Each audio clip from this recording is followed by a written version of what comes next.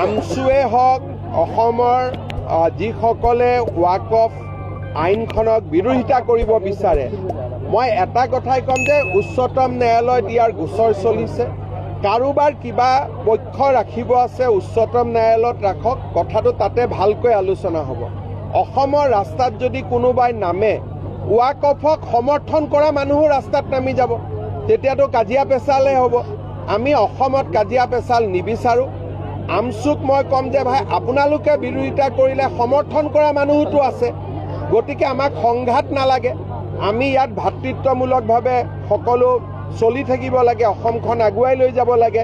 সেইকাৰণে ভাল আৰু বেয়া আমি তাৰ পাৰ্থক্যটো বুজি পাব লাগে।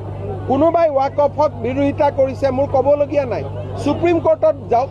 সমৰ্থন কৰিছে তেওঁ সুপ্ৰিম কোৰ্টত যাওক, যেনেকৈ ৱাকফ আইনক আমি সমৰ্থন কৰিছোঁ।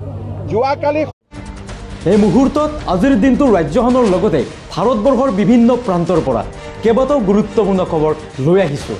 আৰু এনেকুৱা খবৰ নিতৌ পাই থাকিবলৈ আমাৰ এই চেনেলটি ছাবস্ক্ৰাইব কৰি ভিডিঅ'টোত একোটাকৈ লাইক কৰিবলৈ নাপাহৰিব। দিব লৈছোঁ আজিৰ প্ৰথমটো বিগ ব্ৰেকিং নিউজ ৰাজ্যবাসীলৈ। অসম চৰকাৰৰ বিৰুদ্ধে সৰ্বোচ্চ ন্যায়ালয়ৰ কাষ চাপিল এইবাৰ মুছলমান। আৰু 2 জুনত জৰুৰী শুনানিৰ দিন ধাৰ্য সৰ্বোচ্চ ন্যায়ালয়ৰ।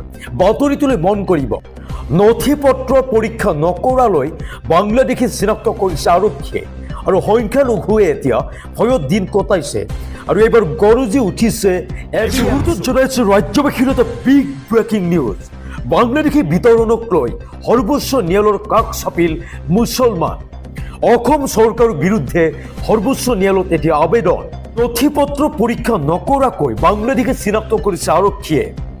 ডিটেনশ্যন কেম্পৰ পৰা ওলোৱা লোকক বাংলাদেশী সজাইছে এতিয়া আৰক্ষীয়ে। আৰু সংখ্যালঘুৱে এতিয়া ভয়ত দিন কটাইছে। এইবাৰ গৰজি উঠিছে ABMSU। সৰ্বোচ্চ ন্যায়ালয়ত আবেদন দাখিল কৰে ABMSUৱে। আৰু 2 জুনত জৰুৰী শুনানিৰ দিন ধাৰ্য কৰিছে সৰ্বোচ্চ ন্যায়ালয়ে। বাংলাদেশী বিতৰণক লৈ সৰ্বোচ্চ ন্যায়ালয়ৰ কাষ চাপিল এইবাৰ মুছলমান লোকসকল।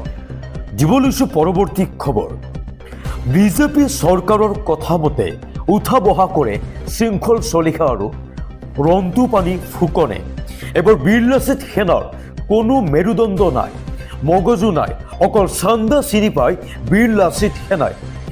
গৌৰৱ গগৈয়ে যাতে হাইলাইট নাপায় তাৰ বাবে বিজেপি চৰকাৰে যোৰহাটৰ ৰাস্তাত বীৰ লাচিত সেনাক নমাই দিছে। আৰু বিস্ফোৰক অভিযোগ এতিয়া এনেদৰে জ্যেষ্ঠ অধিবক্তা হোমেন বৰা